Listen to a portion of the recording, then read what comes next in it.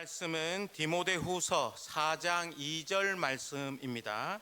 근데 끝까지 읽지는 않고요. 화면에 보이는 부분까지만 읽도록 우리 하겠습니다. 한 절이니까 우리 합독하도록 하겠습니다. 시작. 너는 말씀을 접하라. 때를 얻든지 못 얻든지 항상 힘쓰라. 아멘. 애플 컬트라는 말이 있습니다. 애플 제품을 마치 종교처럼 광적으로 좋아하고 추종하는 매니아층을 확보하고 있다라는 말입니다. 애플의 목표가 뭔지 아십니까? 자기 제품을 한번 쓰면 다른 것으로 갈아타는 일이 절대 없도록 하는 것이 애플의 목표입니다. 저 같은 경우에도 이 패드가 애플입니다. 시계가 애플입니다.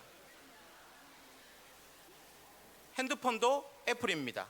그리고 설교를 쓰기 위해서 작업하고 있는 노트북도 애플을 쓰고 있습니다.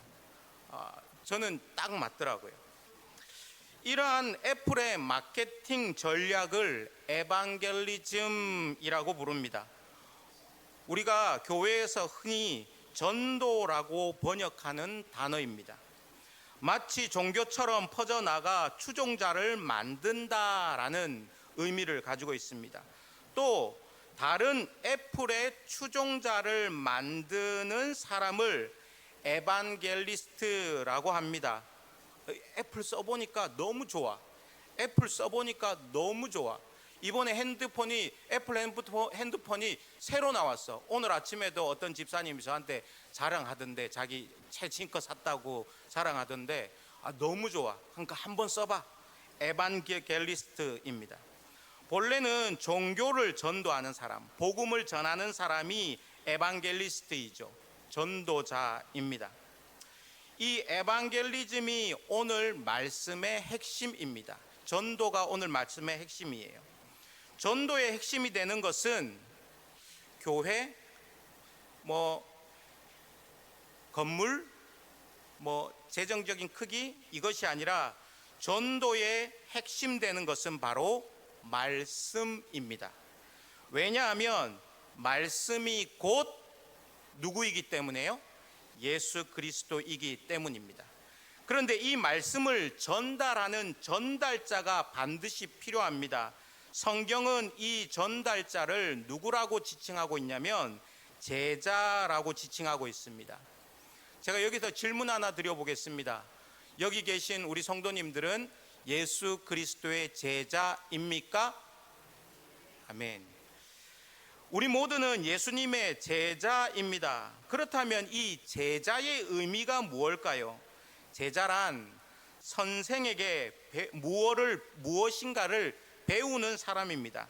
그런데 복음서에 나오는 예수님의 제자는 단지 어떤 지식을 습득하는 것으로 끝나는 것이 아니라 예수님과의 강한 인격적 관계가 그 중심에 있습니다.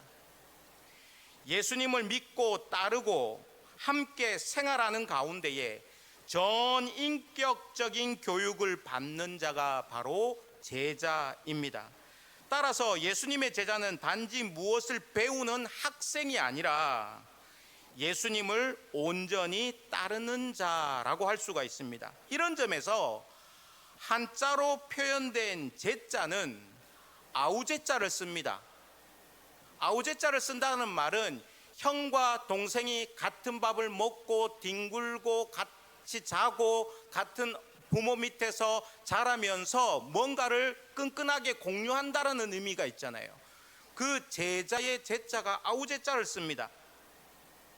스승과 제자 사이의 인격적인 관계를 잘 나타내주는 단어라고 할 수 있습니다. 인격적인 관계 안에서 예수님과 함께 살아가면서 예수님의 마음, 예수님의 말, 예수님의 행동 등등의 모든 것을 도제의 형태로 배우는 것이 예수님께서 제자들을 세우시는 방법이셨습니다. 제자가 전도라는 형태를 가지고 복음이요 말씀이신 예수 그리스도를 전하는 것을 잘 나타내 주고 있는 말씀이 마태복음 28장 18절에서 20절까지의 말씀입니다. 다 같이 한번 읽어보도록 하겠습니다. 시작. 예수께서 나와 말씀하여 이르시되 모든 권세를 내게 주셨으니 그러므로 너희는 가서 모든 민족을 제자로 삼아 아버지와 아들과 성령의 이름으로 세례를 베풀고 내가 너희에게 분부한 모든 것을 가르쳐 지키게 하라. 볼지어다 내가 세상 끝날까지 너희와 항상 함께 있으리라 하시니라. 아멘. 먼저 모든 족속으로 제자를 삼으라라고 말씀합니다.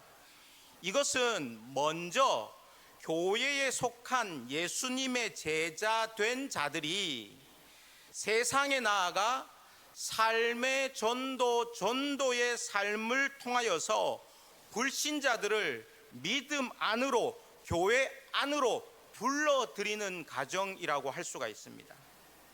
다음으로 아버지와 아들과 성령의 이름으로 무엇을 베풀고 세례를 베풀라고 말하고 있습니다.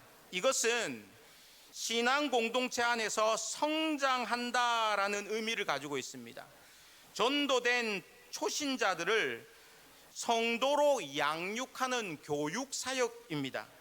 전도받아서 성도된 자들이 믿음 안에서 자라서 세례를 받을 때까지 양육하고 훈육하고 교육하면서 그들은 성장하고 성숙하는 과정을 밟게 되는 것이죠. 다음으로 내가 너희에게 분부한 모든 것을 가르쳐 어떻게 하라? 지키게 하라라고 말씀합니다. 예수님의 제자로 훈련받는 과정입니다. 예수님의 제자로 훈련받는 과정이에요. 이 단계에서 각 분야에서 섬기게 됩니다. 다음 세대에서, 성가대에서, 찬양팀에서, 주차장에서, 식당에서, 권사로, 장로로, 목사로, 집사로, 리더로 각각의 영역에서 섬겨 나가게 됩니다.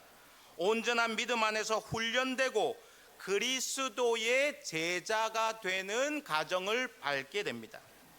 그 다음으로 그러므로 너희는 가서라고 말합니다.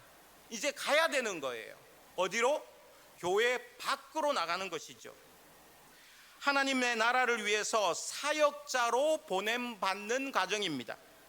사역자로 보내는 파송이라고 말할 수 있겠습니다. 너희 각자의 자리에서 빛과 소금의 역할을 감당하면서 삶의 전도의 삶을 살아내는 것을 말합니다. 이렇게 불신자에서 초신자로, 초신자에서 성도로, 성도에서 제자로, 제자에서 사역자로 이렇게 사이클이 돌아가는 게 바로 믿음 안에서 하나님의 사람들이 성장하는 과정이라고 말할 수가 있습니다. 오늘 말씀을 다시 한번 읽어보겠습니다. 시작. 너는 말씀을 때를 얻든지 못 얻든지 항상 힘쓰라라고 말씀하고 있습니다. 여기서 빨간 글씨만 보면 전파하라 또 항상 힘쓰라라고 하는 두 개의 명령어가 나옵니다. 전파하라 항상 힘쓰라 이 명령어에서 우리는 사도 바울의 복음을 향한 간절하고 엄숙하면서 명쾌함을 볼 수가 있습니다. 먼저 전파하라라는 말의 의미는 사람들 앞에서 말씀, 즉 복음을 선포하라라는 의미를 가지고 있습니다. 문자적으로는 실질적인 의미가 좀 애매하게 들릴 수가 있습니다. 그냥 전파하라고 해요. 예수 믿으세요. 예수님 믿으세요. 아니면 그냥 수요 전도대 와서 그냥 차 나눠주면서 이렇게 하는 것이라든가, 아니면 우리 믿음의 한국교회 믿음의 선조처럼 불신 주요 예수 천당 이렇게 외치는 것을 말하는 것일까? 이것은 초대교회 당시 황제 숭배의 강요로 인하여서 교회가 박해를 받는 상황에서 죽음을 무릅쓰고 그 이교도들 앞에서 말씀을 선포하는 것과 같은 맥락의 복음 전파를 의미합니다. 그러면 이 복음 전파는 뭐와 연결이 되어 있냐면 죽음과 연결이 되어 있습니다. 다음으로 사도 바울은 이런 복음 전파를 항상 힘써야 할 것을 엄숙하게 명령하고 있습니다. 죽음을 무릅쓰고라도 복음을 전파하라는 것이죠. 그런데 어떻게 하라고요? 항상 힘쓰라라고 말하고 있습니다. 이 항상 힘쓰라는 것은 복음 전파를 위해서 항상 준비가 되어 있어야 된다라는 의미를 가지고 있습니다.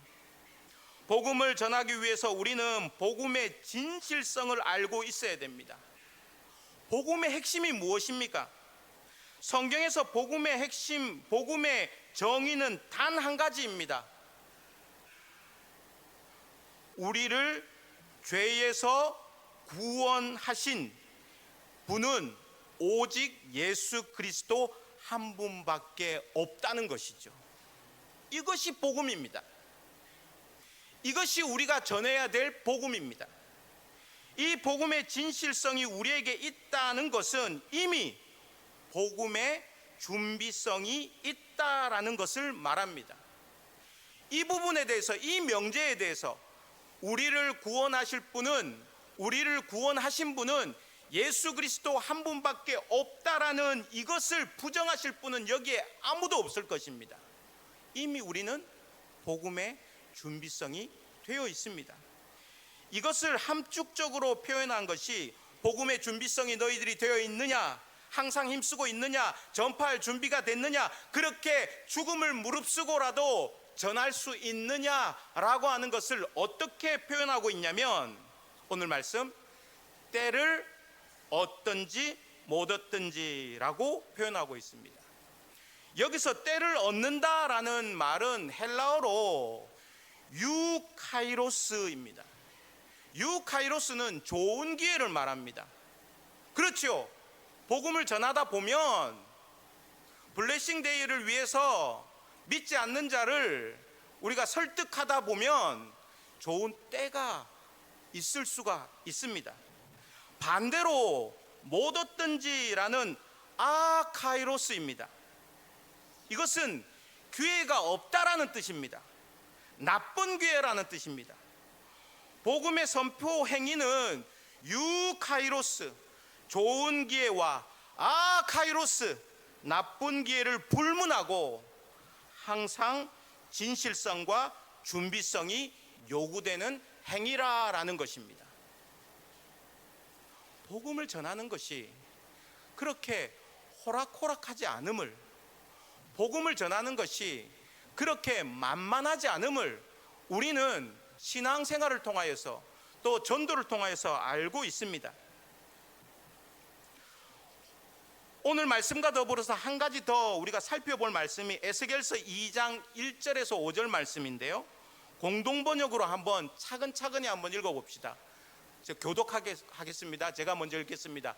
너 사람아 일어서라, 내가 너에게 할 말이 있다.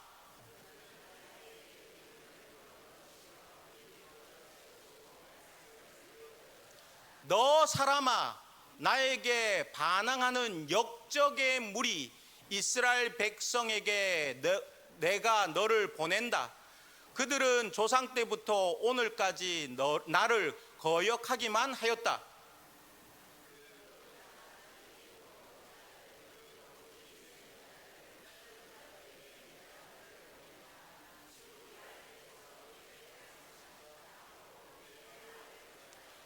본래 반항하는 일밖에 모르는 족속이라 듣지도 않겠지만 듣든 안 듣든 내 말을 전하는 자가 너희 가운데 있다는 것만은 알게 해주어야 하지 않겠느냐라고 말합니다. 이 말의 의미가 무엇입니까? 빨간색 글씨만 다시 한번 보면 1절부터 4절까지의 하나님의 말씀을 전해주는 사람이 있어야 되지 않겠느냐? 그들이 완악하거나 하나님의 때가 아니어서든지 아니면 안 듣든지 아니면 하나님의 때가 되어 그들의 마음이 부드러워져서 듣든지 하나님의 뜻, 하나님의 말씀, 복음을 전해주는 사람이 있어야 되지 않겠느냐라는 겁니다. 어떻게 전하든지 간에 예수님 믿으세요. 예수님 믿으세요. 이렇게 전하든지 불신 지옥, 예수 천국이라고 전하든지 간에 어떤 형태로든지 복음을 전해주는 사람이 내 옆에 있었어, 내가 그때 들었어 라고 하는 그 복음을 전해주는 사람이 있어야 되지 않겠느냐라고 하는 하나님의 말씀이에요. 통계적으로 불과 7년 전만 하더라도 종교 분포 조사를 하면 10명 중에 7명 정도는 친구를 따라갔든지 계란을 먹으러 갔든지 행사 때문이든지 여러 이유를 통하여서 교회에 한 번쯤은 가봤다라고 말합니다. 그런데 최근에는 10명 중에 7명은 교회를 한 번도 가보지 않았다라는 통계가 나옵니다. 정반대죠.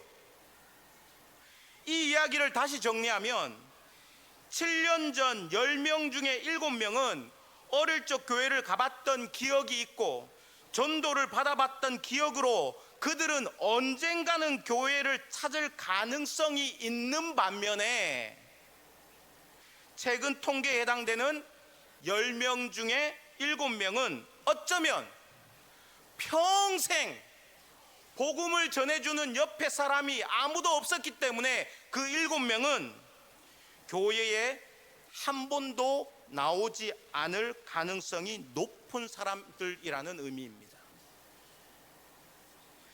교회들마다 10대, 20대, 30대, 40대들이 사라지고 있다고 합니다. 이유가 무엇일까요? 많은 이유들이 있다고 말할 수 있지만 단순히 위의 통계만 보면, 전도적 차원에서 보면 뭐가 없다는 거예요? 전도해 주는 사람이 그 사람 곁에는 없었다는 거예요. 예수 그리스도를 통하여서만 구원받습니다. 당신의 죽음의 문제를 해결하실 수 있는 분은 예수 그리스도밖에 없습니다 라고 하는 이 복음, 하나님의 나라를 우리는 갈 수 있는데 그 하나님의 나라를 갈 수 있는 방법은 예수 그리스도밖에 없습니다, 그분을 믿어야 됩니다 라고 하는 이 복음, 이 복음을 전해주는 사람이 없었다라는 의미예요. 이런 변명을 합니다. 인구절벽, 애들을 많이 낳지 않기 때문에 전도할 사람이 없다, 전도할 애들이 없다, 이렇게 변명합니다. 그런데 교회 밖에 한번 생각해 보세요. 교회 밖에 10대부터 40대가 없나요? 죄송합니다. 수두룩빽빽합니다. 수두룩빽빽해요. 그들은 여전히 그게 있습니다. 거기에. 다만 어디에만 없어요? 교회 안에만 없을 뿐입니다. 출산율이 떨어지는 것 사실입니다. 부정하지 않겠습니다. 그런데 우리는 복음화율을 볼 필요가 있습니다. 우리 교단 신문인 기독신문에서 2015년, 지금부터 10년 전에 조사한 통계 자료입니다. 도표를 보면 부산의 복음화율은 얼마라고 되어 있습니까? 12.13%. 10년 전이기 때문에 코로나를 거치면서 제가 보기에는 아마 떨어졌을 거예요. 10% 아랫대로 떨어졌을 것인데 전국적으로 19.72%의 복음화율이 우리 땅, 우리나라에 있는 복음화율입니다. 0세부터 85세 이상까지 5살 단위로 분석해 보면 10세에서 14세까지의 어린이 복음화율이 가장 높습니다. 24% 정도 됩니다. 그 다음 높은 순으로 보면 85세 이상, 그 다음에 5세에서 9세, 80세에서 84세, 75세에서 79세 순으로 그 복음화율이 높습니다. 상위권에 오른 세대를 보면 다음 세대와 55세 이상의 중장년층이라는 것을 우리가 볼 수 있습니다. 복음화율이 가장 낮은 연령층은 방금 전에도 제가 말씀드렸다시피 청년 세대입니다. 이어서 30세에서 34세, 20세에서 24세, 0세에서 4세, 50세에서 54세의 순으로 복음화율이 낮습니다. 젊은 세대의 복음화율이 낮다라는 것은 곧 자녀 세대의 복음화율이 낮아질 수 있다라는 의미를 가지고 있습니다. 특히 유치부, 어린이 부서의 경우는 부모의 영향력이 막강하기 때문에 부모의 뜻을 거스리고 스스로 교회에 다니기 어렵습니다. 제가 어렸을 때만 하더라도 어린이 부서의 믿는 가정과 불신 가정에서 나오는 것들을 통계를 내보면 불신 가정에서 나오는 아이들이 더 많았습니다. 그러나 지금 다음 세대 통계를 내보면 불신 가정에서 나오는 친구들은 거의 없는 편입니다.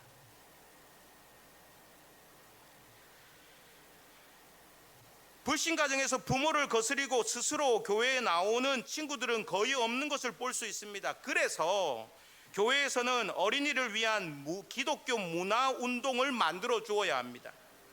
우리 교회 다음 세대에서 작년부터 무슨 데이를 하고 있는데 무슨 데이를 하고 있는지 아십니까? 무슨 데이? 이거 좀 아셔야 돼요. 뭐죠? 예, 지저스 데이. 무슨 데이와 무슨 데이를 반대하여서? 할로윈 데이를 반대하여서 그 귀신 문화를 반대하여서 우리는 예수 그리스도의 문화를 이 땅 가운데, 이 사고 땅 가운데에 정립하자, 정착시키자라고 하고 지저스 데이를 기획하여서 귀신 문화를 배격하고 한 번이라도 더 복음을 전하는 차원에서 사역을 하고 있습니다. 이번에도 10월 달 말에 합니다. 다른 모든 것을 차치하고 복음화적 관점에서가 아니라 전도적 관점에서 보자면 아까 전에 부산의 복음화율이 몇 %였다고요? 12%. 그러면 100 빼기 12 뭐가 나옵니까? 88. 88%가 뭐라고요? 불신자라는 개념입니다. 거기 안에는 뭐 이단도 있을 것이고 뭐 천주교도 있을 것이고 불교도 있을 것인데 다 불신자로 보는 것이죠. 88%의 불신자가 우리 주변에 있다라는 겁니다. 그 88% 안에 가족이 있고 동료가 있고 선후배가 있고 친척이 있고 이웃이 있습니다. 이분들에게 복음의 길을 우리가 같이 동행해 볼 수 있기를 원합니다. 이번 블레싱 데이는 총동원주일로 함께 섬겨 나아가길 원합니다. 5가지 컨셉인데요. 첫 번째, 우리 구역에서 장기 결석자들을 좀 발굴해서 초대합시다.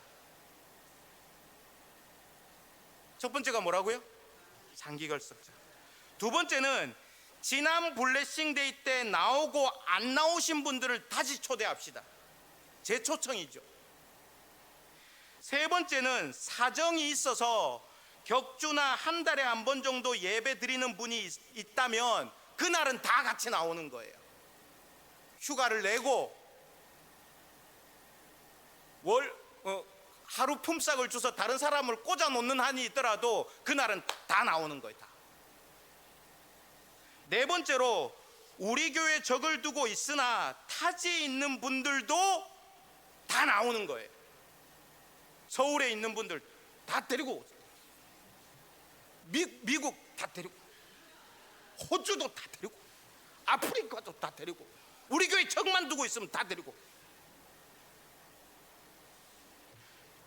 그리고 5번째로 아직까지 영상 예배 드리시는 분 있습니다. 저 카메라로 보고 계실 건데, 아직까지 영상 예배 드리시는 분들 10월 며칠? 19일은 그날은 꼭 현장으로 나오셔서 예배하고 복음의 말씀을 듣기 원합니다. 마지막 컨셉은 계속적으로 기도하고 있는 우리의 VIP, 그 전도자들을 위해서 최선을 다해서 초청해 볼 수 있는 우리들이 되길 원합니다. 카이로스, 좋은 기회이든지 카이로스, 나쁜 기회이든지 불문하고 항상 복음의 진실성과 준비성을 가지고 그들이 듣든지 아니 듣든지 주님의 복음을 전하는 자가 우리 가운데 있다는 것만은 알려줘야 되지 않겠습니까?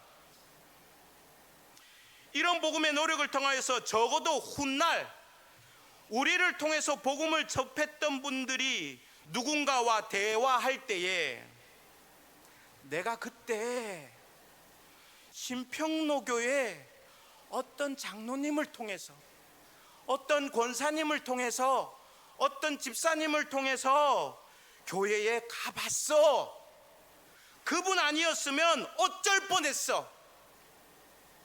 내가 이렇게 마음이 낙심되어 있는데 나 이제 교회 나갈 거야.